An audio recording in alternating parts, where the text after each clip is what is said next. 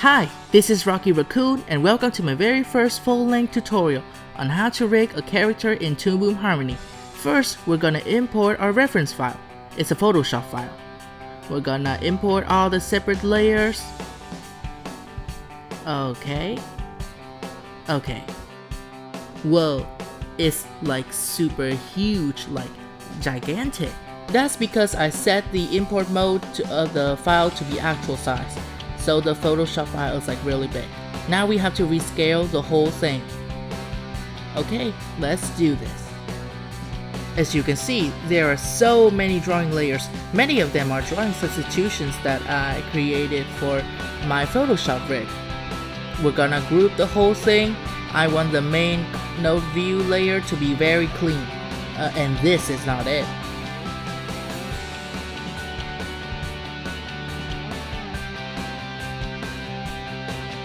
It's time to rescale the whole thing. It's too big. I think a half would do. No. A quarter. Yes, a quarter. Ah, perfect! I want the rig's front view to be like almost symmetrical, like 99% symmetrical. We're gonna move the front view to the center of the camera. And a symmetrical grid will help us do that.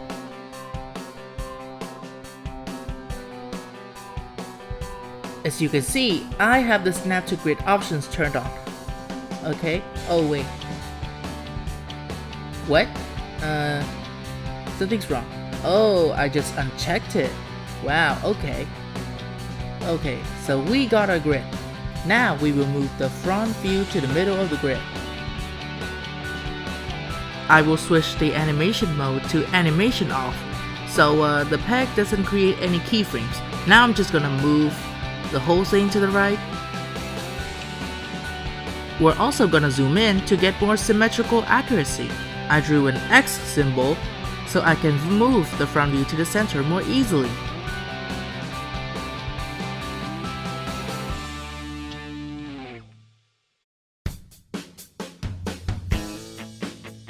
We're almost there. Almost perfectly perfect symmetry.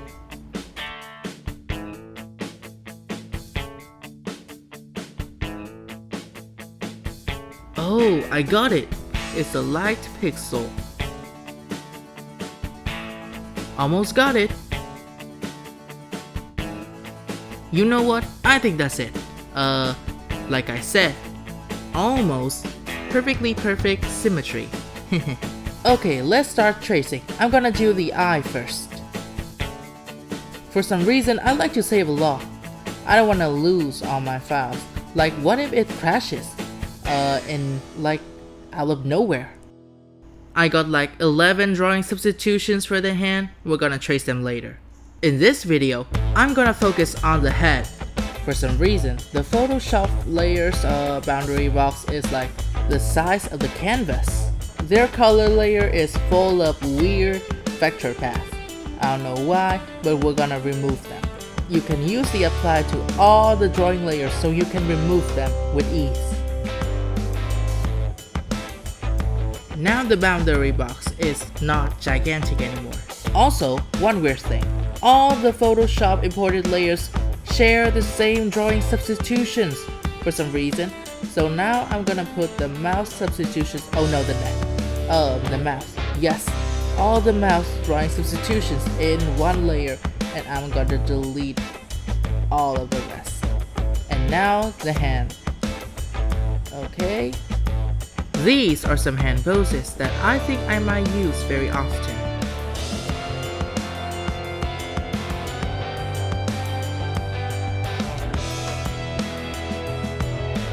Okay, now that we're done with that, let's start tracing.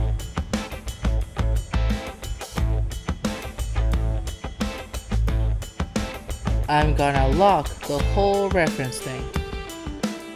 That's because you don't want to accidentally click on one of those layers while rigging your character. I like to turn on the light table, like the light bulb thing, to focus on the layer I'm working with. We're gonna rename the palette for Ollie over here. And delete the unnecessary color swatches, like ew, that red. No. I'm gonna start tracing the eye with the polyline tool. It's like the pen tool in Photoshop and Illustrator. It's basically very easy to use. Now I'm just gonna adjust the curves. I want them to look better.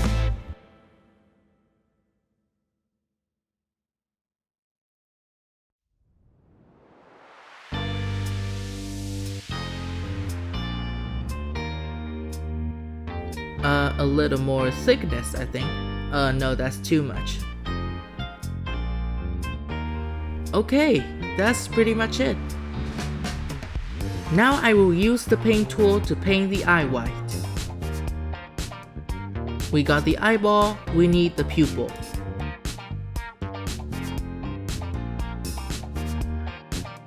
Now, I use the ellipse tool to draw a round shape.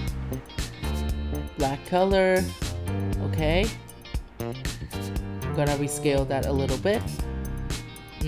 Let's see. Okay, that's good enough.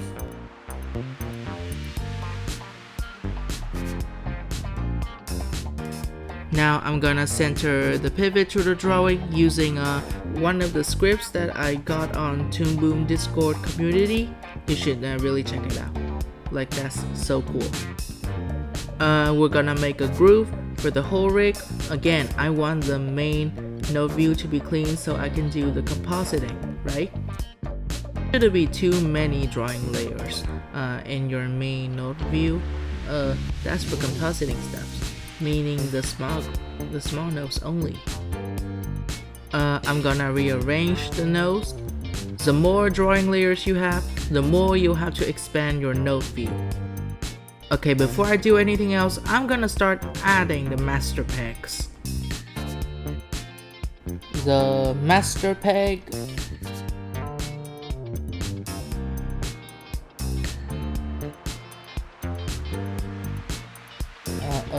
The upper body peg. Body peg. And the head. Okay, one more. This is gonna be the face peg. You'll see what I mean later.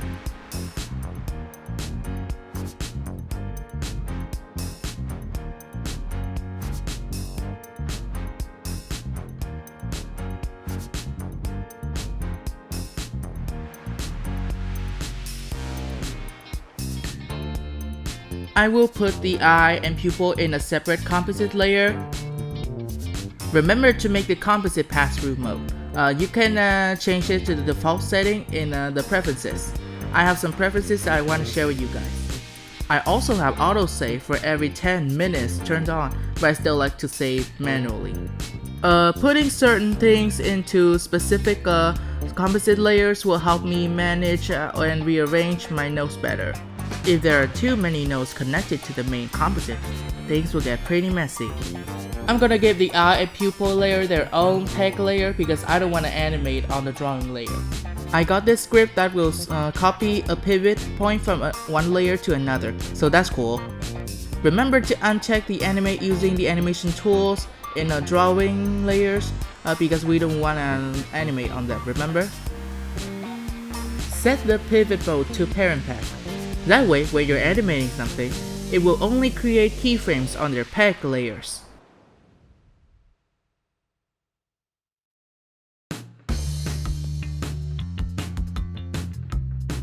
We're gonna start rearranging the nodes. It's getting a little messy already. I'm gonna put the parent pegs further on top. Okay.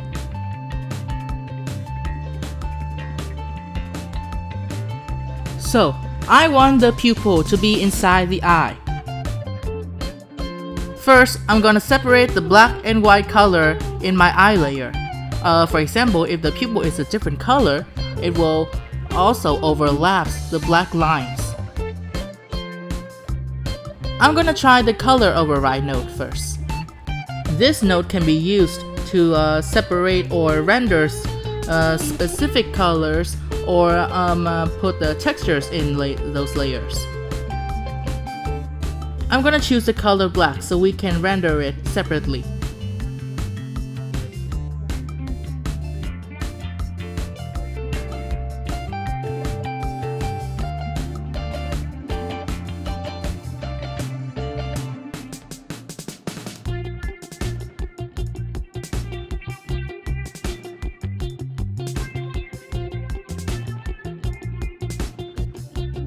There are also many modes for the colors.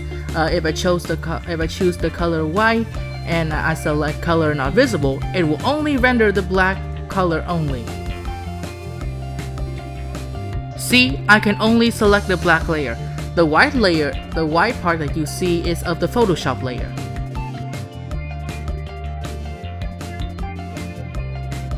Now, we will use another color override node to render the white part only.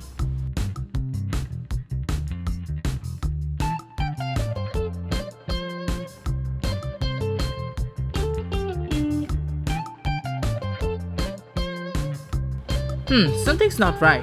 It's supposed to render the white part only. Those override modes are very confusing for beginners, so I'm gonna choose render selected colors only. It's gonna render the white part only. Overall, the color override node can be very confusing for beginners, so I'm gonna try a different technique to separate the black line and the white part. Let me think. One thing special about Toon Boom Harmony is that one drawing layer has 4 art layers. Usually everything stays in the line art, so I will put the white part into the color art layer.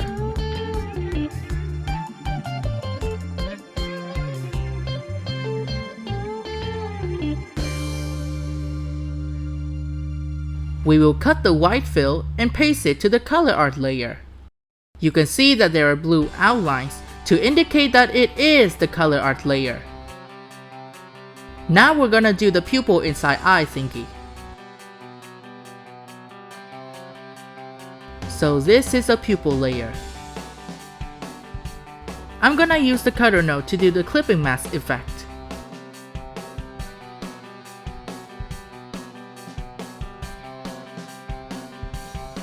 We have to invert the cutter's math so that the pupil overlaps the eye layer. Good, it works! Oh yeah! There is another way to do this simple type of clipping mask. I'm gonna connect the color art to the left side of the pupil node. It will create a math or mask, and you can see that it actually works. We're gonna start expanding the node view again. I'm gonna connect the eye peg to the pupil peg, so the eye peg will be the parent of the pupil peg, and the pupil peg will move with the eye peg. Now I'm gonna collapse the whole eye peg layer and clone it. You can also use duplicate layer, but I'm gonna tell you the difference about clone and duplicate later. We're gonna start renaming things, left and right, L and R.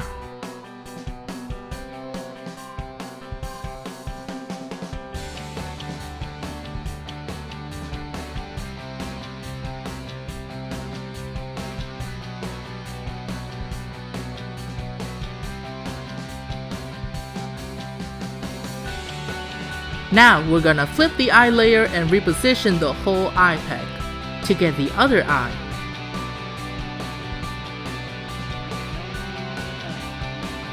I'm gonna change the pivot mode for a while to flip the eye layer only. Only the eye layer, not its peg layer. You can manually move the eye layer to the other side, but I have a better way. We're gonna get super symmetrical here, you guys. We're gonna use the pivot point and multiply it by 2 to get it to the other side perfectly. You can also change the pivot point to a rounder number, but I like to get the best accuracy possible. Or you can get your calculator and do the math. Ladies and gentlemen, I present to you perfect symmetry. That's perfectly perfect, like yeah. Hold on, where is my pupil layer? Oh god, I just realized that I transformed the eye layer instead of the whole eye peg. So I'm just gonna copy the position of the eye peg. I'm just gonna cut it. I'm just gonna cut it and paste it to there. There you go. Wait, oh, that's perfect. Now that we have both pupils, we're gonna make an eye controller. This controller will have the ability to move both pupil layers, rotate them, scale them, or even skew them. So I'm gonna grab my round controller that I store in my library and put it in. So I will use that to make an eye controller. We're gonna center the pivot to its drawing.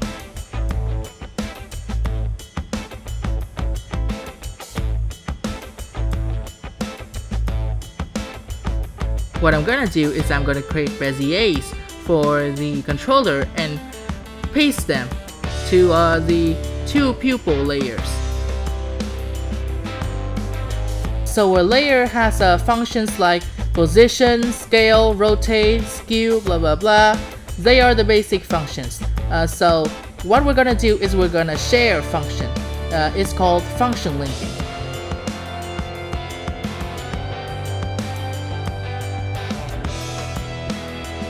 I'm gonna move the right pupil layer, like the right side that you see on the screen, to the left to be closer to the left pupil. It actually depends on your art style and character. I got a script on Discord that will help make function linking way easier. I'm just gonna select two nodes and sync them. See, the pupil moves with the controller without being its parent. You guys really have to use this script. Otherwise, you're gonna be creating beziers and copy and paste them. It takes too much time. Now I'm gonna sync the right pupil drawing layer with the left pupil layer. Now both of the pupils will move with the controller. But you can see that the pupils are too far away from each other. They're not accurate to the reference file. What I'm gonna do is I'm gonna move the right pupil peg layer to the left. We're gonna use the animate off mode to not create any keyframes. Okay, I think that's enough. Okay, so now the controller works. It can rotate. Yeah, that's good. Usually you don't animate on a drawing layer, but they're just controllers. So screw that. You can see that when I imported my round shape in, my round drawing layer in, it imports some color palettes too. It's from another file from my IK template, so I'm just gonna delete them. Now we're gonna draw some more eye poses, which will be drawing substitutions for the eye layer. I'm gonna duplicate the drawing so that my process is easier. Since it's just a simple round eye, the eye poses will be very easy to create.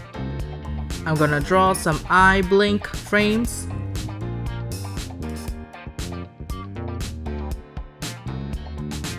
You can adjust separate vector shapes or paths with the select tool.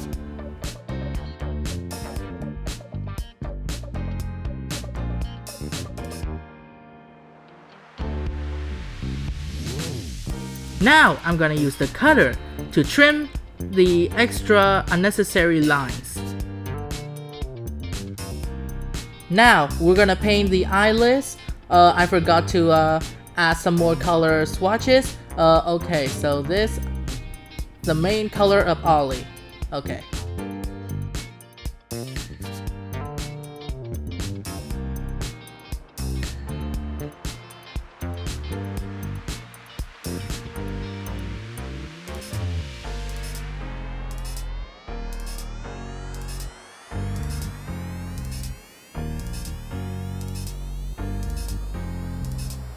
For some reason, the pupil overlaps the eyelids. So, oh yeah!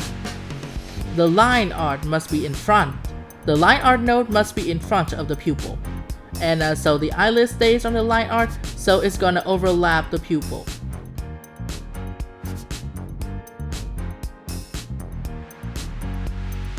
That is the eye controller node. I'm gonna connect it to the main composite. It will be connected to the main master peg of the whole rig. Now I'm gonna start creating some more eye poses. It's speed drawing time!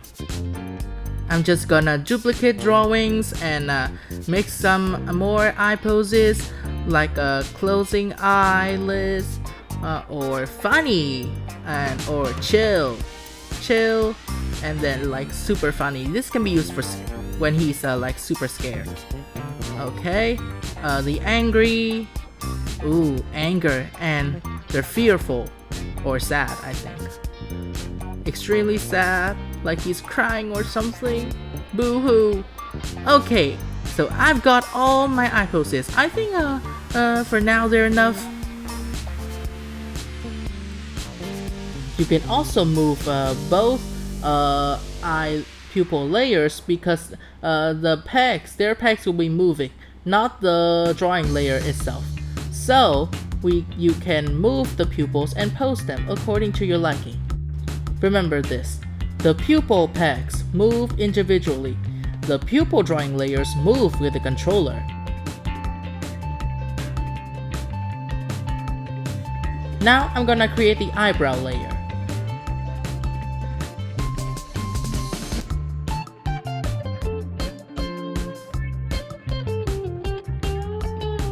I'm gonna use the pencil tool instead of the polyline tool to get more organic shapes and thickness.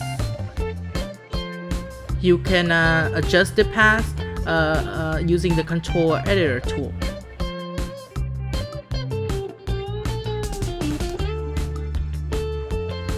I'm gonna select create new drawing so I don't have to adjust the original frame to get the new ones. I'm just gonna draw new eyebrow shapes and poses.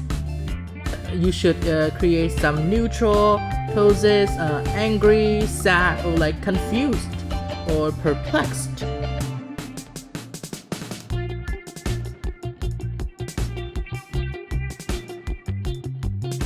I'm gonna create an invisible fill around the eyebrows so when you zoom out too much and the eyebrow is small, you can still click on it and transform. You can put it on the color art layer or something, or any other layer like overlay or underlay, but I like color art layer. I like to use it very often. Now when I zoom out the view, I can still click on the eyebrow layer thanks to the invisible fill surrounding the eyebrow. I'm gonna adjust it a little bit so you don't click it by mistake when you select the hair or eye layer or something. Now I'm gonna create a peg layer for the eyebrow. So we're gonna use the copy and paste pivot tool again. And make sure to uncheck the animate using animation tools and set the pivot mode to peg layer on the drawing node. So you don't accidentally animate on the drawing layer. I like to use clone layers because when you clone layer, the new clone layers will update with the original layers. Like if you created more eyebrow poses for one drawing, the other drawing will update it.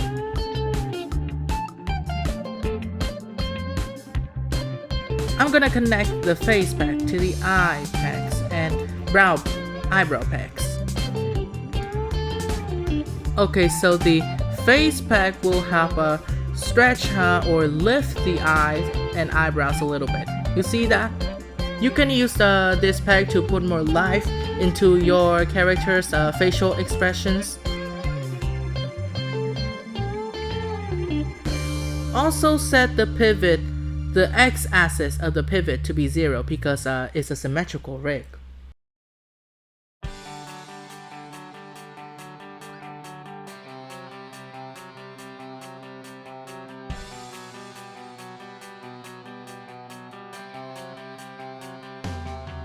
Okay, so now I'm gonna create the mouth layer. I already have some drawing poses that I made in my Photoshop file.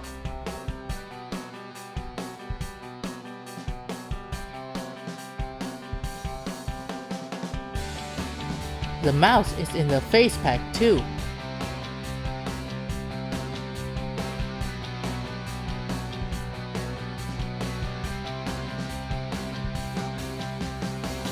I'm gonna add another composite node that will be the main composite of the rig. The composite node above will be for the head. Again, I don't want too many nodes connected to a single composite node. The eye controller will also have its own composite node with a visibility node. Okay, so how does it work? Okay, turn off the soft render, so it will not render in the render view. You can only see it in the OpenGL view, which is what we're using to rig our character. We don't use the render view to rig our character because they don't move in real time.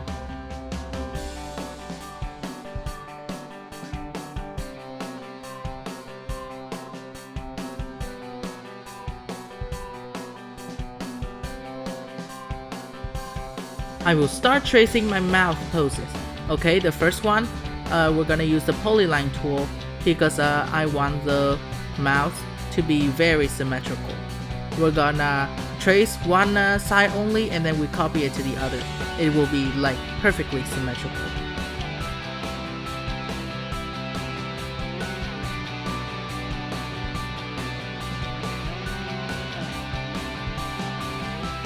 Turn on the snapping tool so that the path you see, the point you see, it will snap to the grid.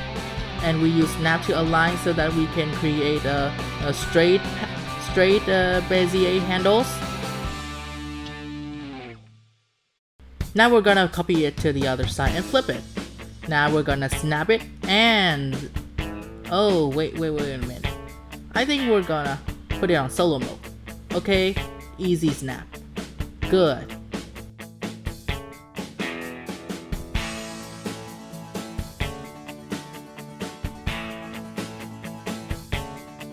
I will start tracing the other mouth poses.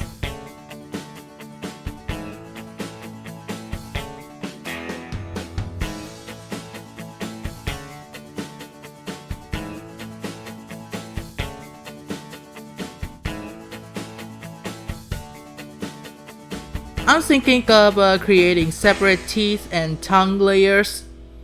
This will be for a 360 rig, so I don't have to create extra mouth poses with deformers. I don't recommend it to beginners because there will be too many mouth poses and like head poses, too many keyframes. It's a nightmare.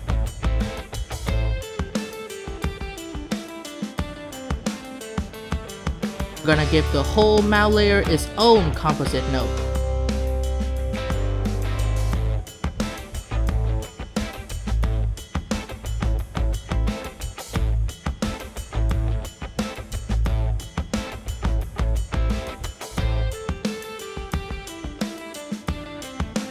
I'm gonna start tracing the teeth for each mouth poses.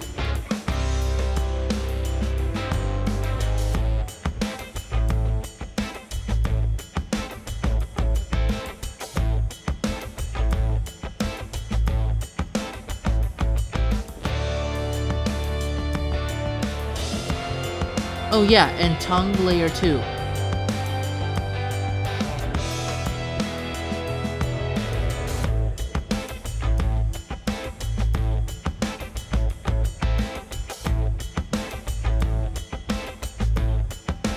I'm gonna put the teeth and tongue inside the mouth using the earlier clipping mask technique that I just told you guys about. The eye and the pupil, separate the lines and the fill. Yeah.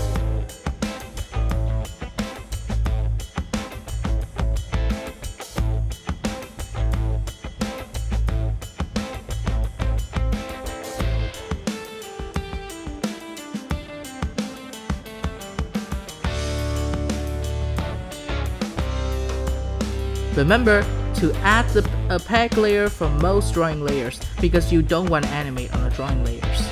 You can also add pack layers for the controllers, but I don't like to. I'm lazy.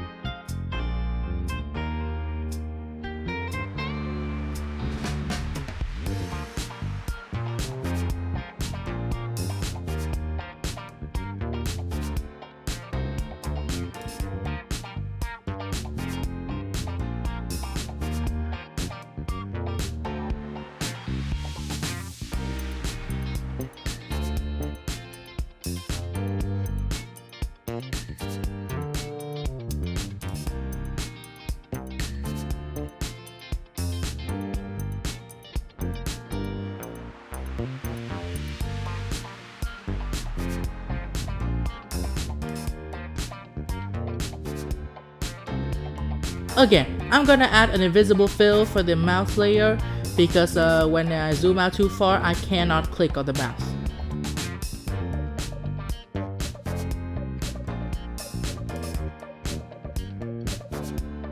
So now I'm gonna batch rename these drawing cells or frames. I will sync the tongue and teeth layer to the mouth layer. That's why I had to rename the cells because they will only be synced properly if the substitution numbers are correct.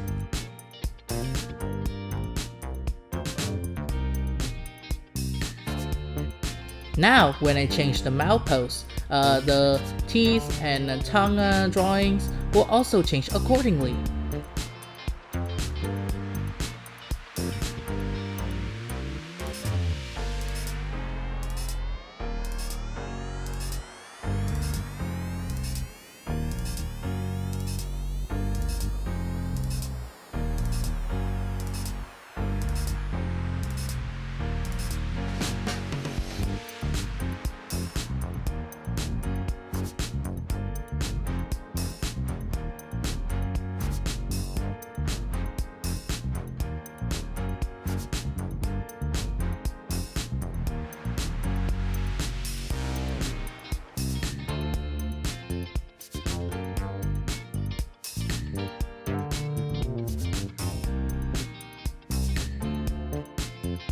Okay, so we're done with the mouth. Now let's trace the head.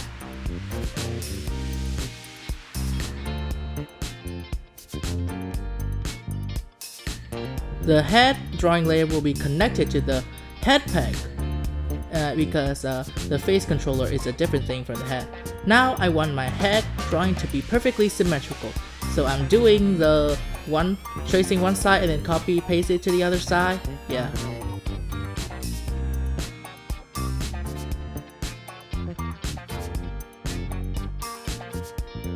Remember to increase the exposure of the drawings so that you can test the animation throughout the timeline.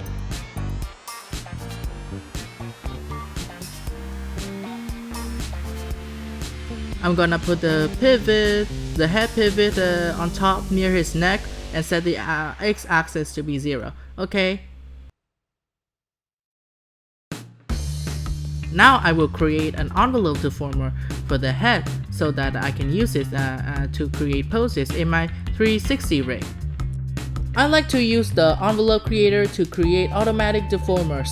Since my head is symmetrical, it will be easier to calculate the deformer points. And they, as you can see, they are symmetrical.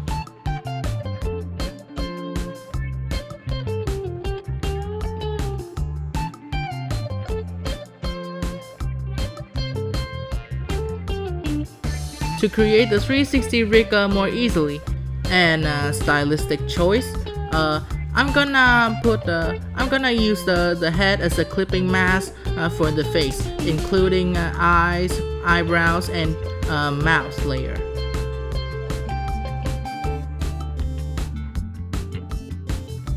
Again, the line art and color art node to separate the line and fill. We're gonna create a composite for every part of the face so they will be connected to the mask easily.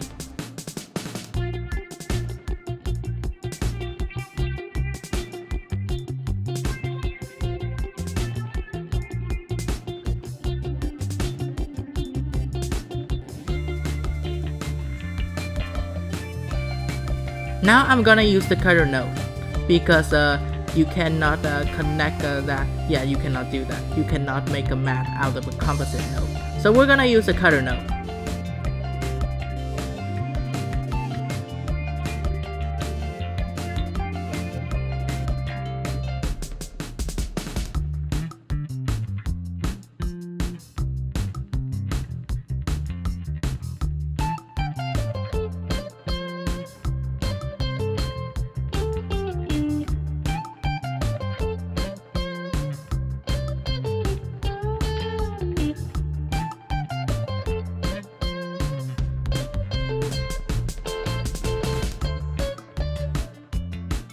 I'm gonna make the head controller and face controller to help me test things out more easily.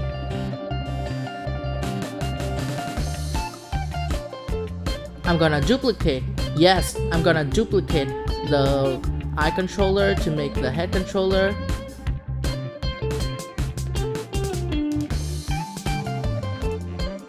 Because I duplicated the head node instead of cloning it. The drawing of the head controller will not be synced with the eye controller. They are now completely separate layers.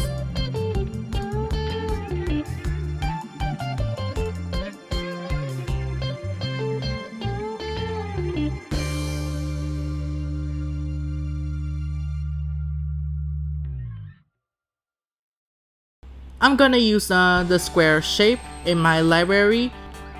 Different shapes will help me tell the controllers apart.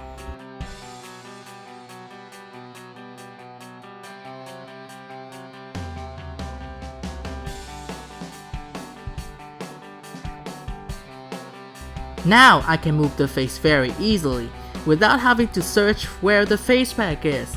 Like, controllers are very helpful, you know? A basic principle of animation is a squash and stretch.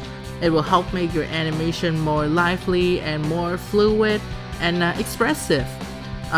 So we're gonna do the squash and stretch for the head pack. We're gonna be using 2 points constraints with 2 more packs because that's like the fastest way to do it. I'm gonna connect the constraint node to the head deformer and the face pack. So the 2-point constraint node works like this. You have one peg and the other. If you move one peg further from the other, the drawing will be stretched. If you move this peg near the other peg, the drawing will be squashed.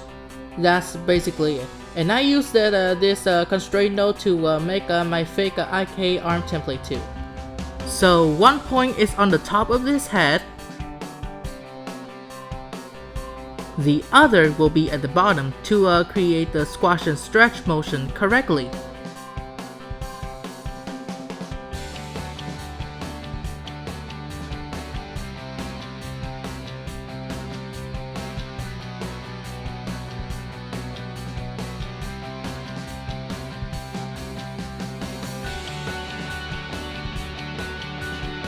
So do you understand how 2-point constraint works? If you don't, you have to like rewatch this part like 1,000 times, okay?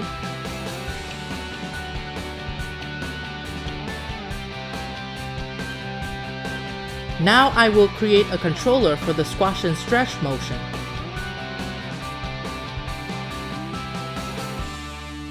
Okay, that's good.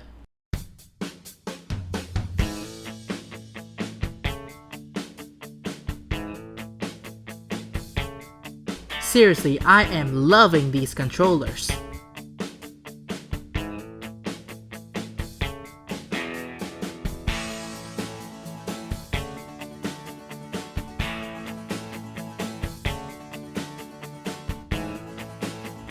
Now it's time to create the hair. Speed drawing time!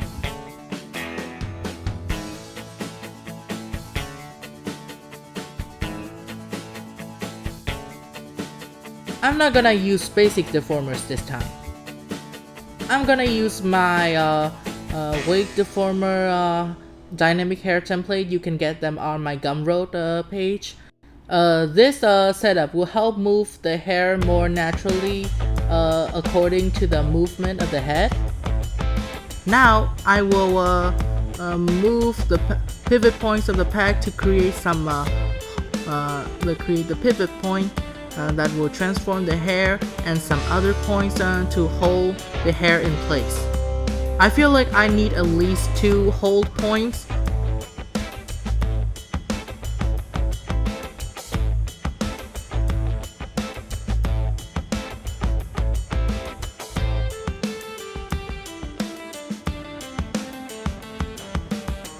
I only need 2 more points to deform the hair. I'm gonna delete at least 1 peg.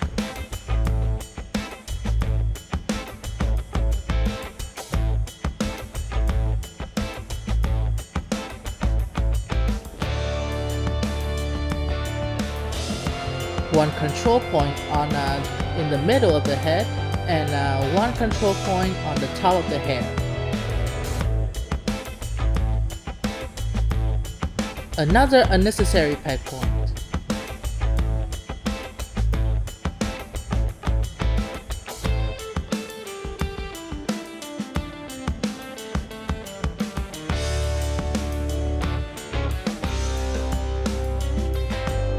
Now I'm gonna test the dynamic hair movement. Wait, what? Oh, wait.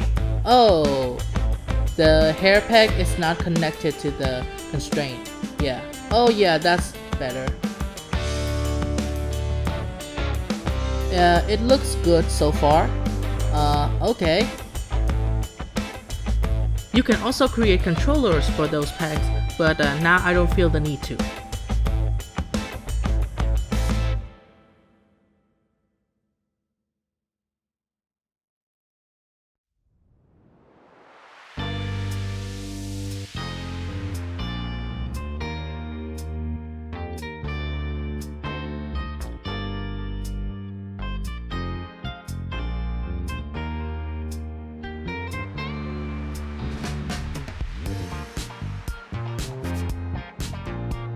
Now I'm gonna duplicate that hair strand to create the other hair strands, which will duplicate the whole setup.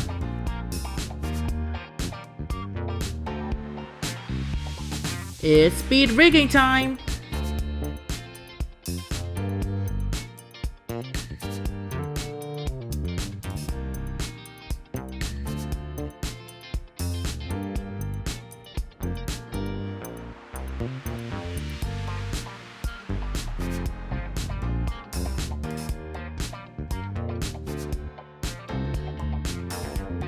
The dynamic spring nodes are connected to one constraint switch node. And what is it used for?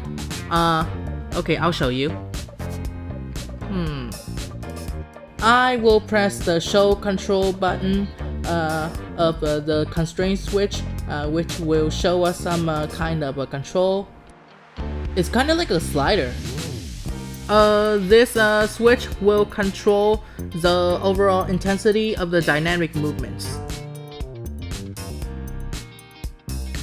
If I set the slider to the bottom, there is no more dynamic movements.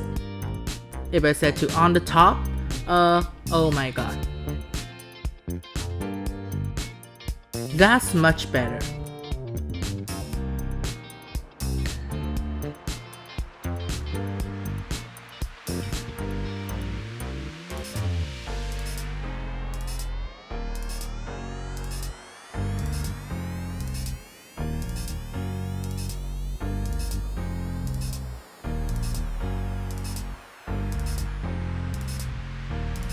Okay, so let's create the rest of the hair.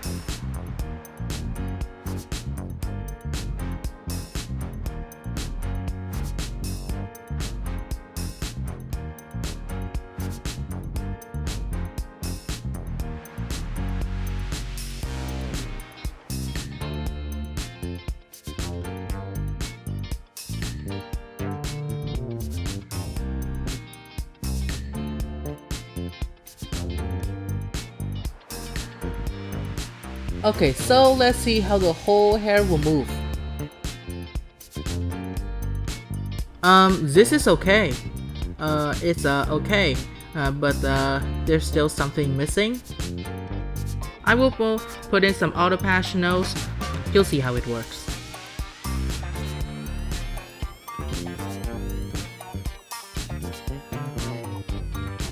I'm just gonna connect them to the front of the composite.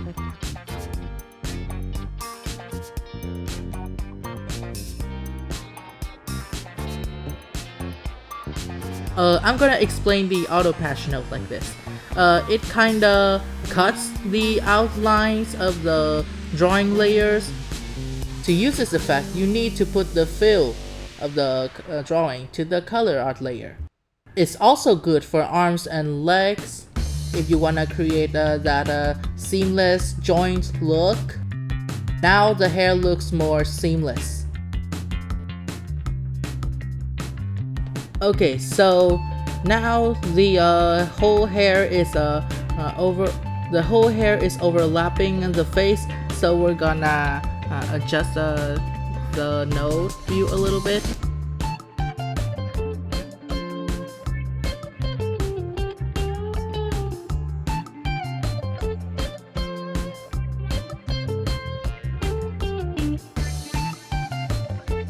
I'm just gonna use the hair as another clipping mask for the face. So the hair and the head will both be the clipping mask for the face. Again, the outline has to be on top. Okay, so I'm gonna adjust it a little bit more.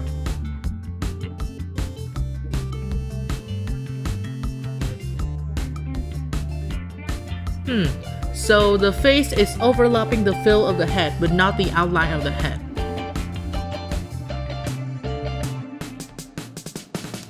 I'm not gonna use the line separating technique for the hair because each hair strand is a different piece, and if we do that separating, it will render the whole line art of those hair strands, so it will not work. I'm gonna try another way. I'm gonna use another cutter so that the hair will be a clipping mask for the face separately from the head.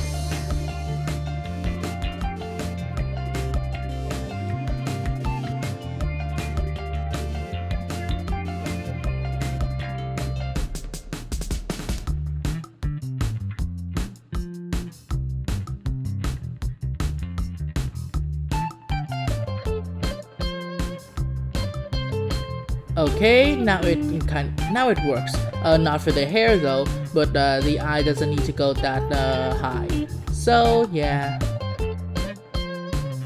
Now I'm gonna readjust the dynamic spring hair movement because as you can see, it's not looking that good. Okay, it looks kind of ugly, so we're gonna have to adjust the pegs and the speed, the intensity of the dynamic spring nose. I feel like the peg in the middle of the hair doesn't need to move that much, so I'm gonna adjust all of them.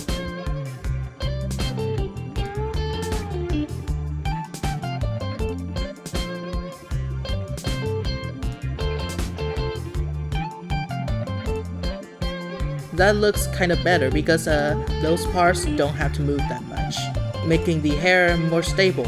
I'm gonna reposition the peg pivot points.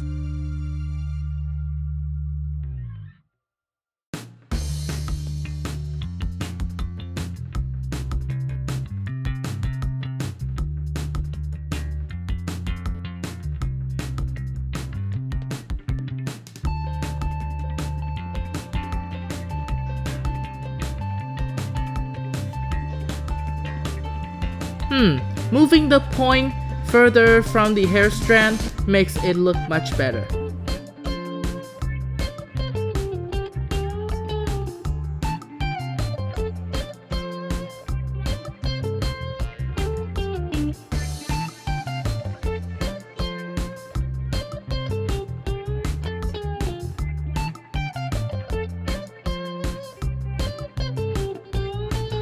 Okay, let's test it out.